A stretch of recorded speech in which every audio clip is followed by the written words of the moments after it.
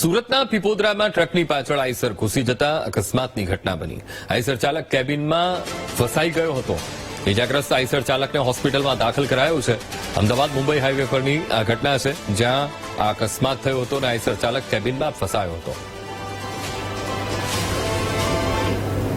એક ગણેશ પેટ્રોલિયમ પીપોદરા છે, ત્યાં આગળ એક્સિડન્ટ થયું હતું।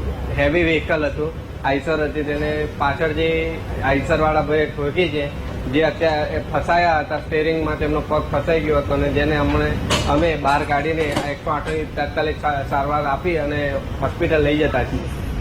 ચાલક અને કંડક્ટર બંને ફસાઈ ગયેલા? ના, ખાલી ડ્રાઈવર એકલા ફસાઈ ગયા હતા। કંડક્ટર સેફલી હતો, તેને તે જાતે બહાર નીકળી ગયો હતો અને ડ્રાઈવરને અમે બહાર કાઢ્યો હતો।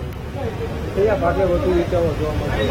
એમને પગમાં ઈજા થઈ છે, એને પગમાં ફ્રેક્ચર જેવું નથી, બેઠો માર વાગ્યો છે, જેને અમે હોસ્પિટલ સુધી લઈ જઈએ।